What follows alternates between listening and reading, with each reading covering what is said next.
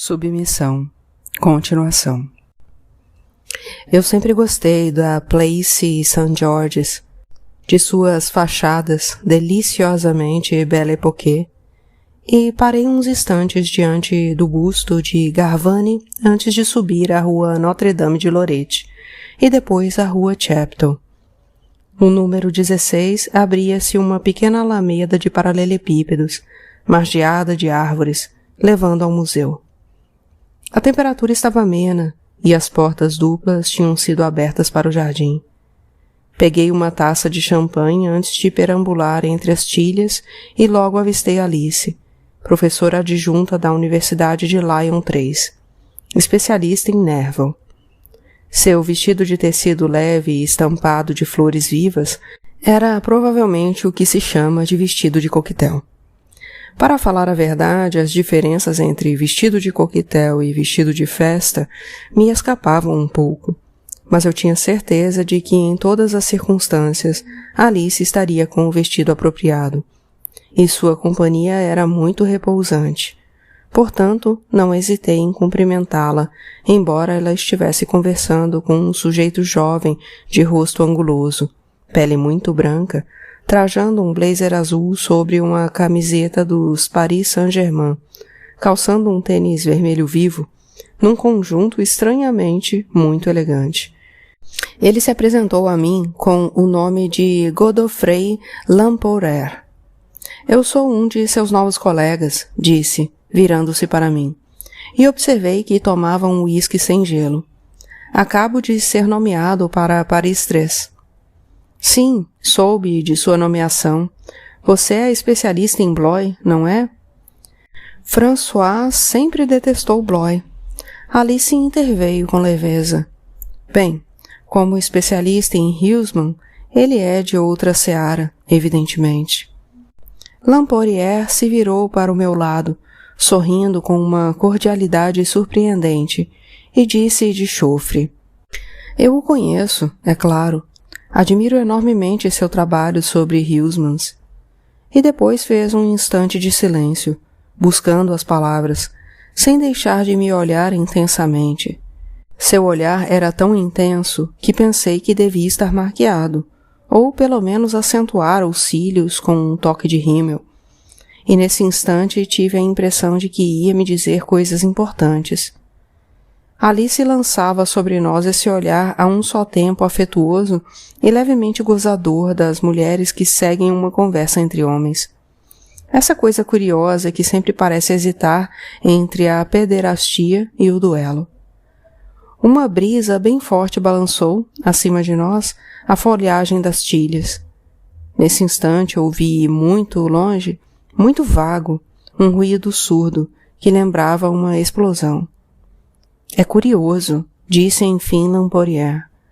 Como ficamos próximos dos autores a que nos dedicamos no início da vida. Poderíamos acreditar, depois de 1 ou 2 séculos, que as paixões se extinguem, que, como professores universitários, alcançamos uma espécie de objetividade literária, etc. Pois bem, não é nada disso. Huysmans, Zola, Barbey, Blois, todos eles se conheceram, tiveram relações de amizade ou de ódio, se aliaram, brigaram. A história das relações deles é a da própria literatura francesa. E nós, há mais de um século de distância, reproduzimos essas mesmas relações. Permanecemos fiéis para sempre ao campeão que foi o nosso. Continuamos dispostos, por ele, a nos amar, a nos chatear, a brigar com artigos opostos. Tem razão, mas isso é bom. Prova ao menos que a literatura é um assunto sério. Nunca ninguém se chateou pelo pobre Nerval, interveio Alice, mas Lampourier nem sequer a ouviu, creio. Continuava a me encarar com intensidade, como que tragado por seu próprio discurso. Você sempre foi alguém sério, recomeçou. Li todos os seus artigos no jornal. Não é propriamente o meu caso. Eu era fascinado por Blois quando tinha 20 anos. fascinado por sua intransigência, sua violência, seu virtuosismo no desprezo e no insulto. Mas também era, muito, um fenômeno de moda. Bloy era a arma absoluta contra o século XX e sua mediocridade, sua besteira engajada, seu humanitarismo pegajoso. Contra Sartre, contra Camus, contra todos os bufões do engajamento. Contra todos esses formalistas nauseativos também. O Nouveau Roman, todos esses absurdos inconsequentes. Bem, agora tenho 25 anos, continuo não gostando de Sartre nem de Camus, nem do que quer que seja que se aparente ao Nouveau Roman. Mas o virtuosismo de Bloy se tornou difícil para mim, e devo reconhecer que a dimensão espiritual e sagrada com que ele se delicia já não me diz praticamente nada.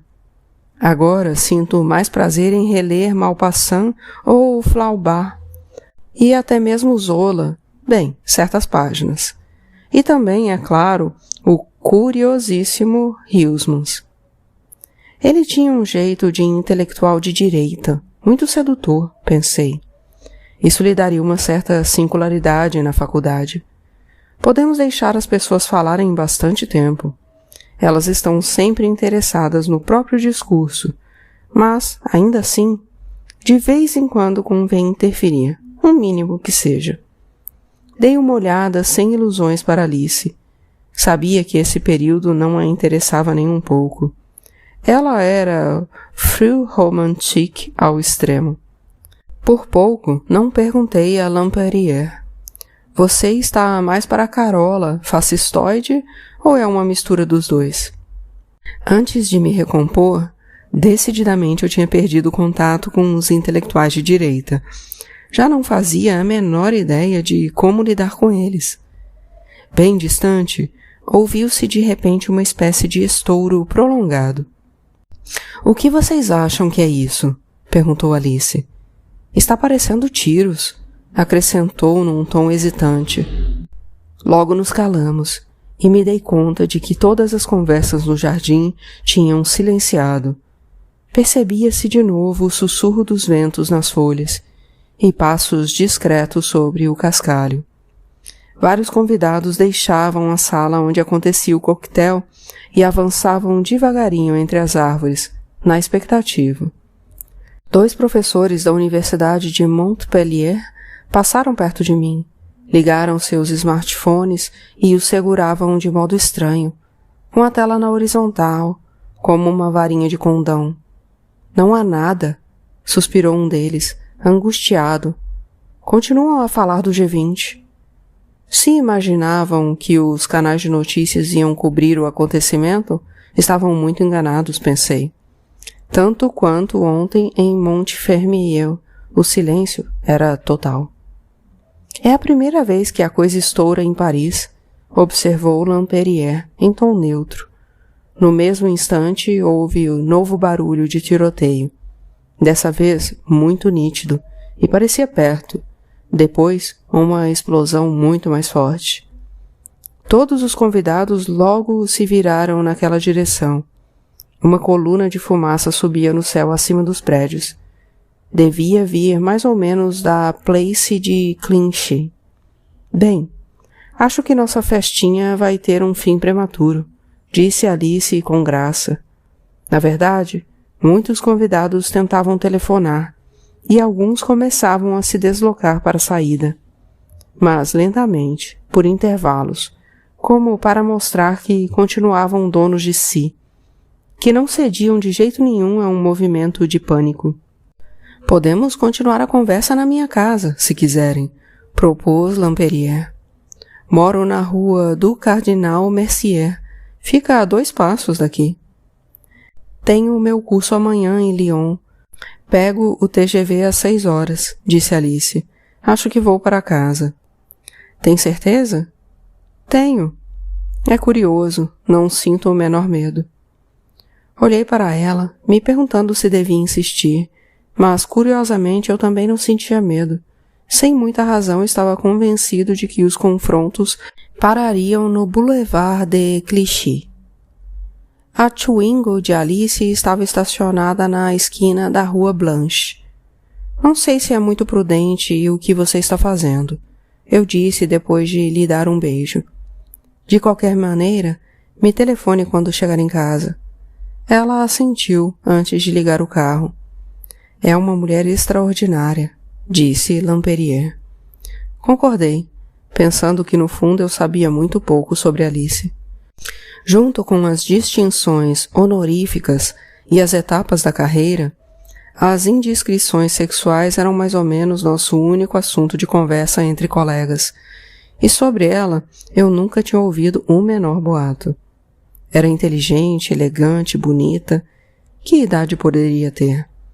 Mais ou menos a mesma que eu, entre 40 e 45 anos, e, segundo as aparências, vivia sozinha. Pensando bem, ainda era um pouco cedo para desistir. Conjecturei antes de me lembrar que, na véspera, eu considerava a mesma perspectiva. Extraordinária, apoiei, tentando expulsar essa ideia do meu espírito. O tiroteio parou. Pegando a rua Balu, deserta a essa hora, nos encontrávamos na mesma época de nossos escritores preferidos. Observei a Lamperier. Quase todos os prédios, notavelmente conservados, datavam do Segundo Império ou do início da Terceira República. É verdade. Até mesmo as terças-feiras de Mallarmé aconteceram bem pertinho daqui, na Rua Rome, ele respondeu. E você, onde mora? Na Avenida de Choice. Totalmente anos 1970. Uma época menos notável no plano literário, é óbvio. O lugar que chamam de Chinatown? Exatamente. Estou em plena Chinatown. Pode se mostrar uma escolha inteligente, ele disse pensativo, depois de uma longa reflexão. No mesmo instante, chegamos à esquina da rua de Clichy. Parei, estupefado. Uns 100 metros ao norte, a place de Clichy estava completamente tomada pelas chamas. Distinguiam-se carcaças de carros e a de um ônibus carbonizadas. A estátua do Marechal Moncey, imponente e negra, se destacava no meio do incêndio. Não havia ninguém à vista. O silêncio invadira a cena, unicamente perturbado pelo uivo repetitivo de uma sirene. Você conhece a carreira do Marechal Moncey? Nem um pouco. Era um soldado de Napoleão. Tornou-se famoso ao defender a barreira de Clichy contra os invasores russos em 1814. Se os enfrentamentos étnicos tivessem de se estender por Paris intramuros, prosseguiu Lamperier no mesmo tom, a comunidade chinesa ficaria de fora. Chinatown poderia se tornar um dos únicos bairros de Paris perfeitamente seguros. Acha que é possível? Ele deu de ombros, sem responder. Nesse momento avistei, estarrecido, 2 policiais, metralhadora a tiracolo, usando proteções de Kevlar e descendo tranquilamente a rua de Clichy na direção da Gare Saint-Lazare. Conversavam animados e não nos dirigiram sequer um olhar. Eles estão... Eu estava tão apavorado que custava falar. Eles fazem como se absolutamente nada tivesse acontecido? É. Lamperier parou, coçando o queixo, pensativo. Está vendo? É muito difícil dizer nesse momento o que é ou não possível. Se alguém vier a nos afirmar o contrário, será um imbecil ou um mentiroso. Ninguém, a meu ver, pode pretender saber o que acontecerá nas próximas semanas. Bem, retomou depois de nova reflexão. Agora estamos pertinho de minha casa. Espero que corra tudo bem com a sua amiga. A rua do Cardinal Mercier, silenciosa e deserta, terminava num beco onde havia uma fonte cercada de colunatas. De cada lado, pórticos sólidos, tendo ao alto câmeras de vigilância, davam para pátios arborizados. Lamperier apertou o dedo indicador numa plaquinha de alumínio, que devia ser um dispositivo de identificação biométrica. Uma grade metálica logo se levantou diante de nós. No fundo do pátio, semi-escondido por plátanos, percebi um palacetezinho, luxuoso e elegante, tipicamente segundo o Império. Eu me perguntei, com toda certeza, não era seu salário de professor adjunto de nível 1 que lhe permitia morar num lugar daqueles. Então, o que seria? Não sei por que eu imaginava meu jovem colega vivendo num cenário minimalista, depurado, com muito branco. Ao contrário, o mobiliário combinava perfeitamente com o estilo do prédio. O salão, forrado de seda e veludo, estava repleto de poltronas confortáveis, mesinhas com enfeites de marchetaria e madrepérola, um imenso quadro de estilo Pompier, que provavelmente era um Bouguereau autêntico.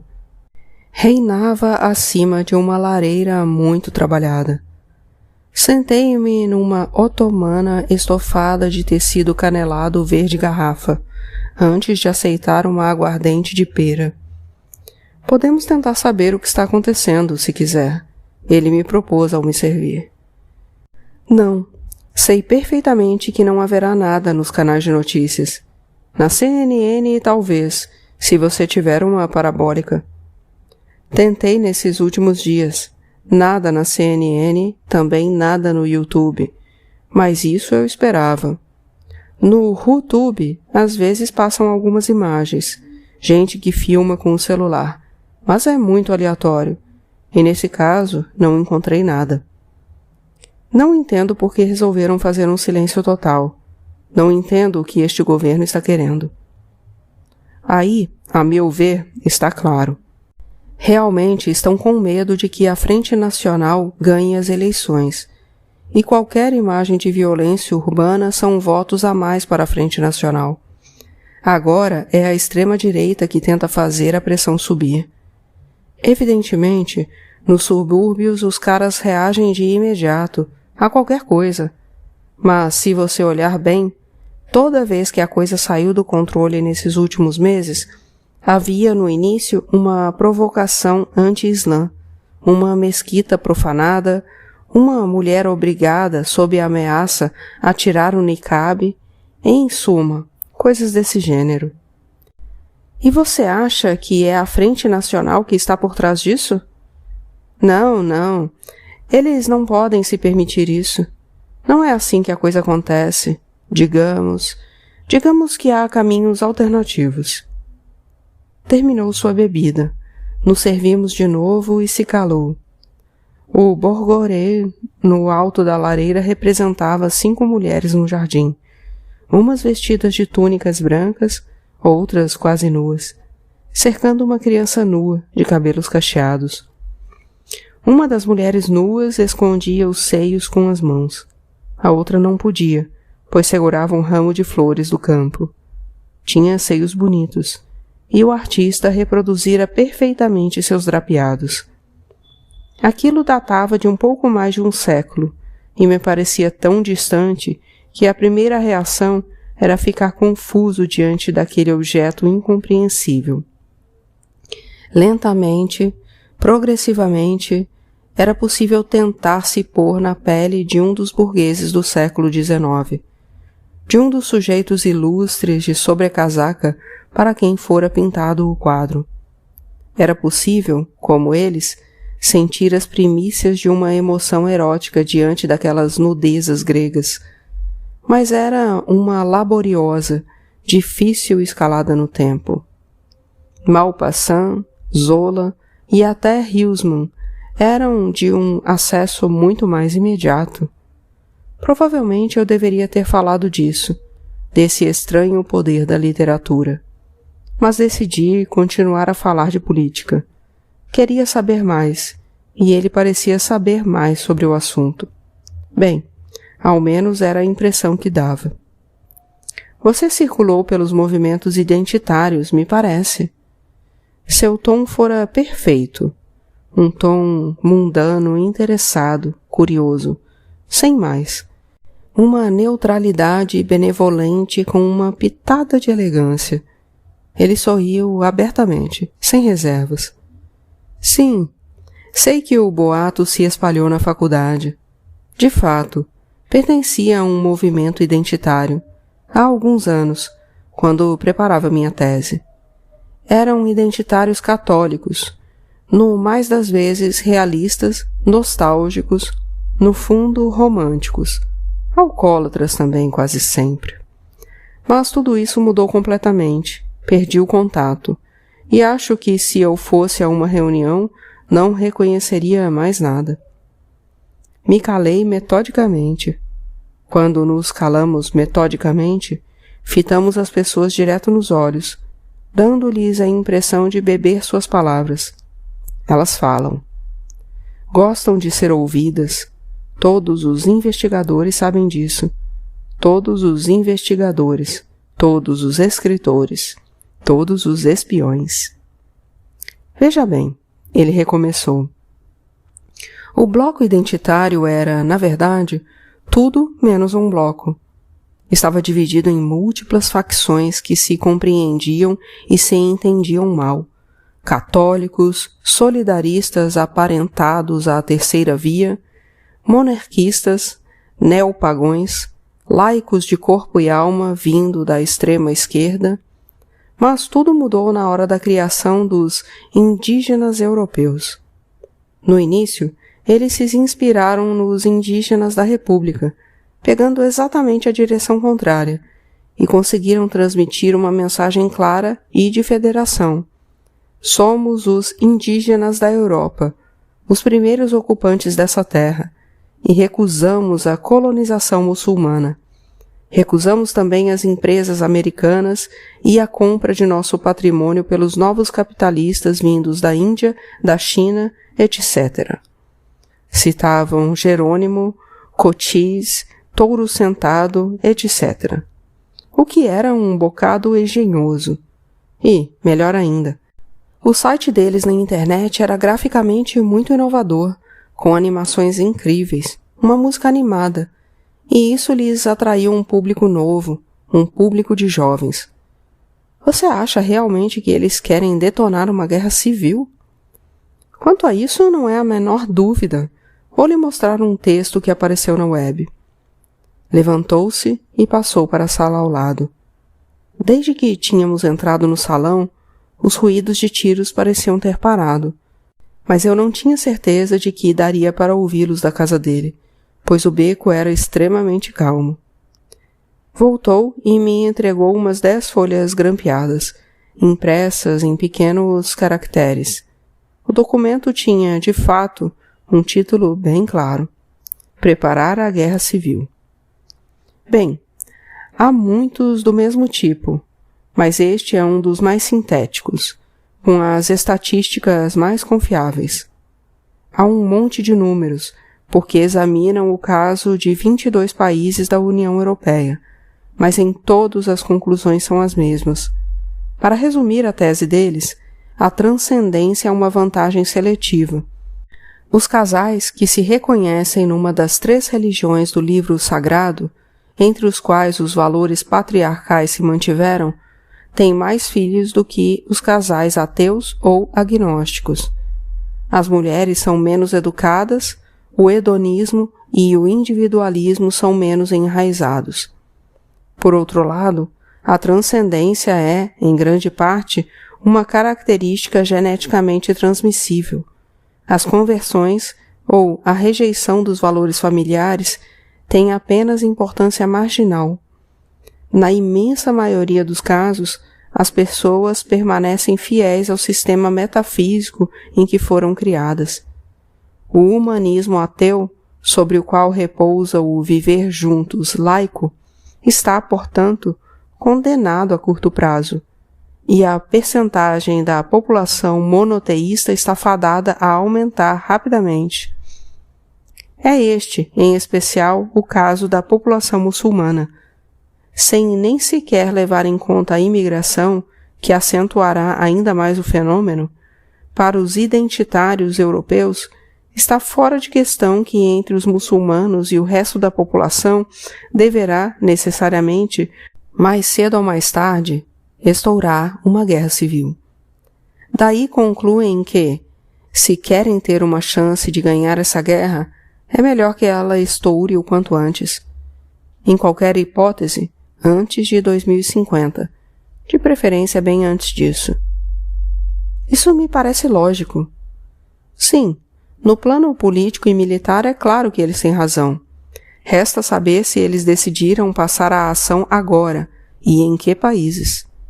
A rejeição aos muçulmanos é mais ou menos igualmente forte em todos os países europeus, mas a França é um caso absolutamente peculiar, devido às suas forças armadas.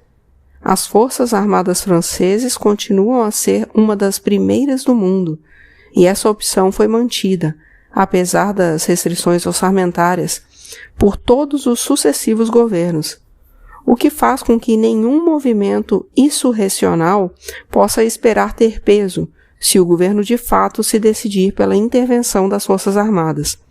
Portanto, a estratégia é necessariamente diferente. Ou seja, as carreiras militares são curtas. Atualmente, as Forças Armadas francesas, o Exército, a Marinha e a Aeronáutica juntos, somam um efetivo de 330 mil homens, se incluirmos a Gendarmeria. O recrutamento anual é mais ou menos de 20 mil pessoas, e isso quer dizer que em um pouco mais de 15 anos, o conjunto dos efetivos das Forças Armadas francesas será completamente renovado.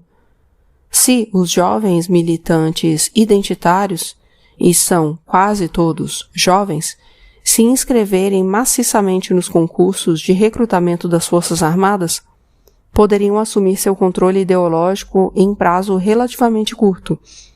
É a linha defendida, desde o início, pelo ramo político do movimento.